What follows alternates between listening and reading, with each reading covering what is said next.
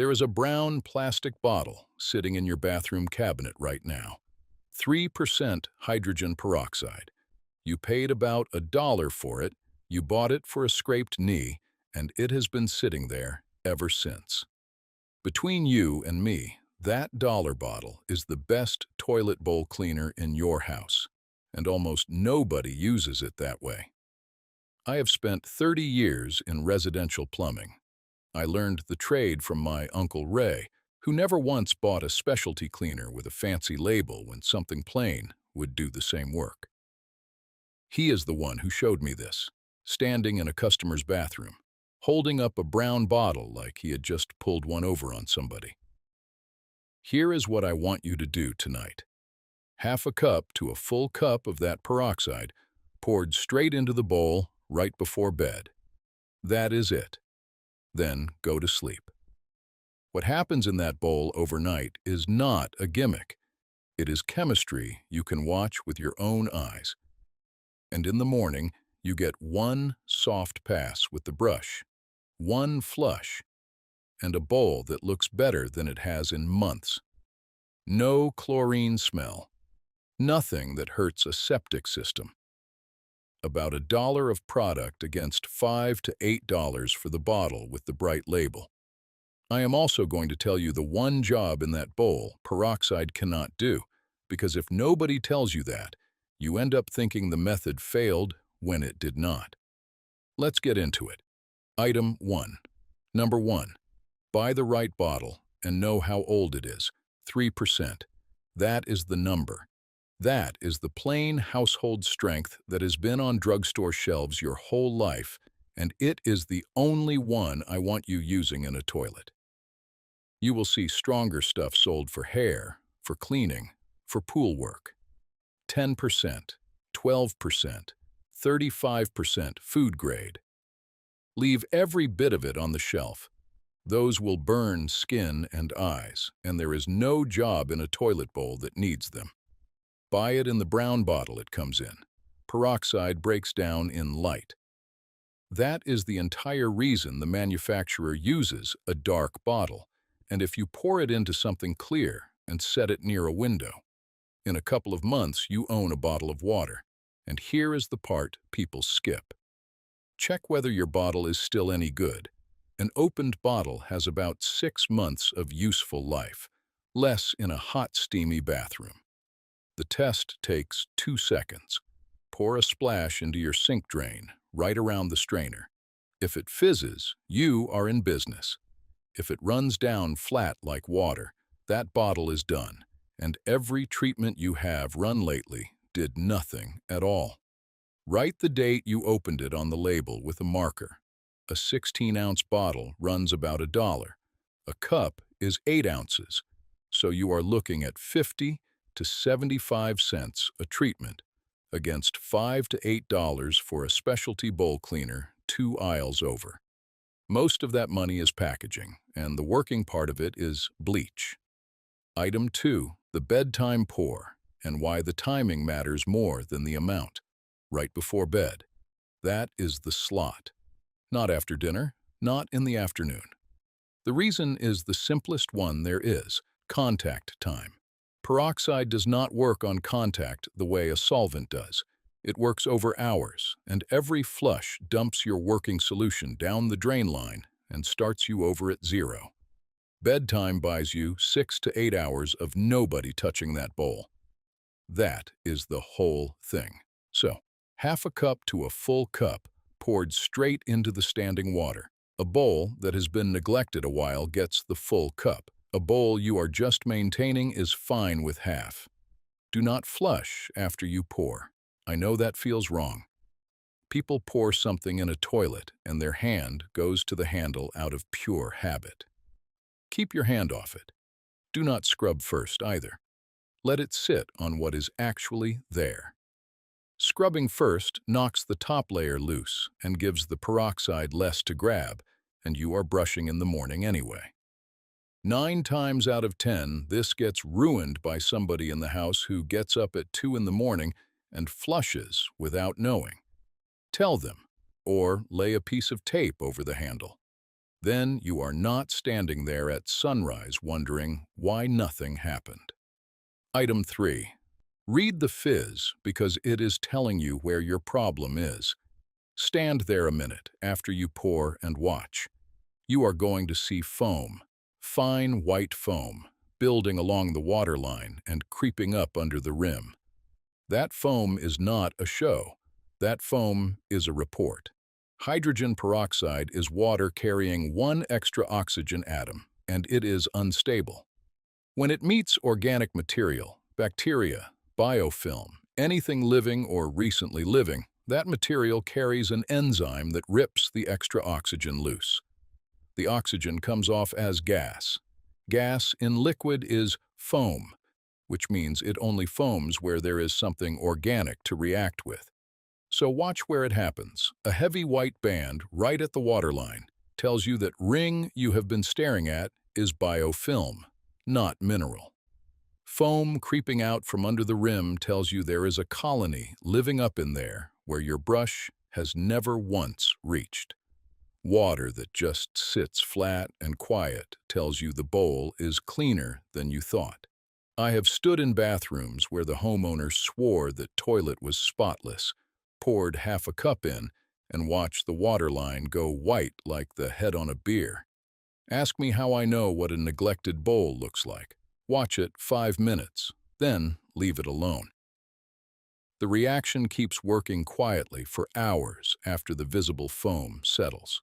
Item 4. The rim jet delivery, which is what separates this from a plain pour. Everything I have described so far treats the bowl. It does not treat the underside of the rim, and the underside of the rim is where the worst of it lives. Take the lid off your tank. Set it flat on the floor, not leaning against a wall because those lids are heavy porcelain and they crack. Look inside. You will see a vertical pipe standing up near the middle, open at the top. Plastic, about an inch across. That is the overflow tube. Its only job is to catch water and send it down to the bowl if the fill valve ever fails, so the tank cannot flood your floor. There is usually a small, flexible hose clipped to the top, and that is the refill tube. Here is the move. Pour a cup of peroxide straight down the open top of that overflow tube. It runs down through the tube into the passage that feeds the rim, and it comes out of the little holes under the rim of the bowl. Those are the rim jets. That is the water path a brush cannot reach and a bowl pour never touches. Now, the reason I want you doing it exactly this way. It passes through. It does not sit. It wets the rim passage and drops into the bowl in a matter of seconds. Because I will tell you what I do not want. I do not want peroxide sitting in that tank overnight. Your tank is full of rubber. The flapper, the fill valve seals, the tank to bowl gasket, all of it soft, all of it engineered to sit in plain water and nothing else. An oxidizer soaking on rubber for hours hardens it and makes it brittle, and a brittle flapper stops sealing, and a toilet that runs quietly all night can put a couple 100 gallons a day down the drain without you ever hearing it.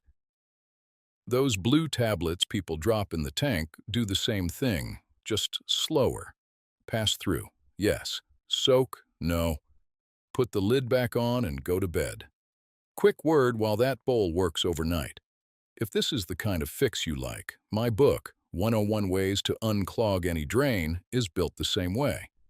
Toilet drains included, and every method uses something already in your cabinet. The link is in the description, or scan the code. Subscribe to the Vintage Pipe Fitter for more old-school plumbing. Know how that saves real money every week. Item 5. Number 5. Crack the window and never mix anything with it. 2 cautions here, and they belong together. First, ventilation. Peroxide is not going to gas you out of the house. It is not chlorine, and it has no swimming pool smell. But it is releasing oxygen all night in a small closed room, so run the bathroom fan for 20 minutes or crack the window an inch. Cheap insurance. Second, And this one is not optional. Do not put anything else in that bowl while the peroxide is working. No vinegar. Peroxide and vinegar together make peracetic acid, and that is a real irritant to your eyes and your lungs. It gets handled industrially, with equipment you do not have. No bleach, no blue tablet cleaner, no commercial bowl gel. Those are chlorine-based, and mixing chlorine chemistry with peroxide gains you nothing and costs you plenty. And I mean the same night. If you have been using a bleach-based cleaner in there, flush the bowl clean, let it refill with fresh water, and then run your peroxide. One product at a time in that bowl. I'll tell you where this goes sideways. Somebody pours the peroxide, sees the foam, gets excited, figures if a little chemistry is good, then more must be better, and reaches for the vinegar under the sink. Do not be that person. Item 6. Number 6. The morning pass and the brush that ruins bowls. Morning comes. Here is your entire job. Soft bristle bowl brush. One pass around the waterline, one pass up under the rim, one pass down into the trap. Light pressure. You are not scrubbing, you are wiping. The peroxide already broke the bond overnight, and you are lifting what it loosened. Then flush. 40 seconds, start to finish. Now let me say something about brushes, because I see the wrong ones constantly. Soft nylon. That is what you want. Not a wire brush, not a steel wool pad, not a green scouring pad. Porcelain has a glaze on it, and that glaze is the only thing standing between your bowl and a rough surface that grabs every stain that comes along afterward. Scratch it once, and you own that bowl the rest of its life. I have walked into houses where somebody went after a stain with a scouring pad, felt good about it for a week, and then wondered why the ring came back darker and faster every month after. They sanded the glaze off. There is no fixing that. There is only replacing the toilet. Soft brush, light pass, flush. Then look at that bowl in good light, because what is left is the second half of this video. Item 7. Number 7. What peroxide cannot do and who the real enemy is. Look at the bowl after that flush. Some of you are done. Ring gone, under the rim clean, and you can go enjoy your day. Some of you are looking at a ring that is still sitting there. Lighter, maybe, but still there. A hard band right at the waterline. Gray or tan or chalky. And if you run a fingernail across it, you can feel it. That is not organic. That is mineral. Calcium and magnesium out of your own water supply, laid down one thin layer at a time, right where the water surface sits. Peroxide will not touch it, and I want to be plain about that, because this is exactly where a good method picks up an undeserved bad name. Peroxide is an oxidizer. It attacks what is alive or was alive. Mineral scale is rock. There is nothing in it to oxidize. Mineral belongs to acid, citric acid, specifically. You can buy citric acid as a plain powder in the canning aisle for a few dollars a pound, and a pound will last you a year. It is the working ingredient in most of those descaler products, sold without the markup. So do not throw the peroxide out because the ring stayed. The peroxide did its job. The ring is a different job with a different tool. Item 8. Number 8. The month that covers everything a bowl develops. Here is how I run it, and it is what I tell customers who ask how to keep a toilet from getting bad again. Peroxide once a week. Same night every week so you remember it. Half a cup at bedtime, brush and flush in the morning. That stays ahead of the biofilm and keeps organic staining from ever building into a ring in the first place. Citric acid once a month. Here is that method, since I brought it up. Shut off the supply valve at the wall so the tank cannot refill. Flush and hold the handle down to drop the bowl water way low, which exposes the ring. Sprinkle 2 or 3 tablespoons of citric acid powder right onto the wet ring. Let it sit an hour or overnight if the scale is heavy. Brush lightly, turn the water back on, flush twice. Peroxide weekly for the living stuff. Citric acid monthly for the rock. Between the two of them, you have covered everything a toilet bowl actually develops. Cost for a full year of that? Call it $15, against a household buying a $6 bowl cleaner every month and still fighting a ring, because the chlorine in that bottle is working on the organic half and ignoring the mineral half entirely. Two cheap things, each one doing what it is actually good at. That is old trade thinking. Item 9. Number 9. Well water and the footnote nobody gives you. If you are on a well, this one is for you. City water folks, sit tight, we will be back in a minute. Well, households often have iron in the water, and you know it by the color of the stain. Not gray, not chalky white. Orange. Rust-colored, sometimes almost brown, streaking down the back of the bowl and settled in the trap. Here is the honest answer on peroxide and iron. It helps partially.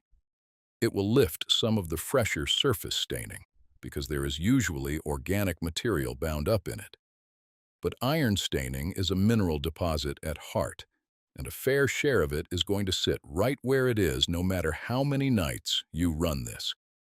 Do not keep pouring more peroxide at it, expecting a different result. That is money going down the drain, and I mean that literally.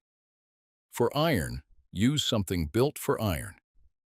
Oxalic acid-based rust removers, laundry aisle or hardware store, a few dollars. Those will do in 20 minutes what peroxide will not do in 20 nights. And between you and me, if you are fighting orange in every fixture in the house, that bowl is a symptom. The fix is a whole house iron filter, and that is a conversation with a water treatment outfit, not a bottle of anything. Item 10, number 10. Clear the rim jets while you are in there. Since we are already up under the rim, let me give you the job that goes hand in hand with all of this. Get a small mirror. A dental mirror runs a couple of dollars. An inspection mirror from the auto parts store works just as well, and a cell phone camera held up under the rim works if your hands are steady. Hold it under there and look at the holes. Those rim jets are what make your flush work.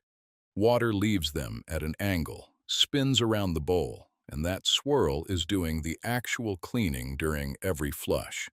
When the holes plug up with mineral scale, you get a weak, lazy flush. You get streaks back a day after you clean.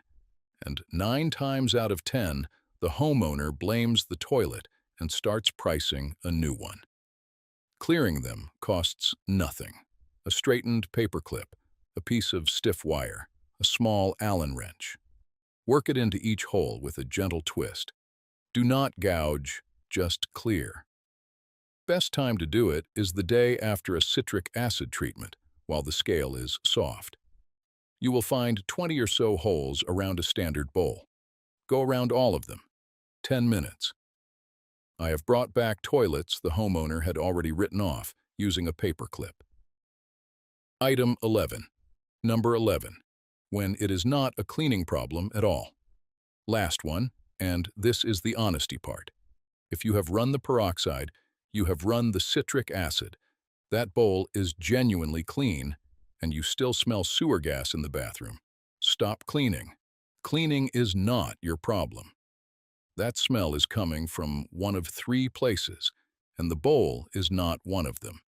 It could be a dry trap in a floor drain or a fixture in that room nobody ever uses. Pour a gallon of water down it.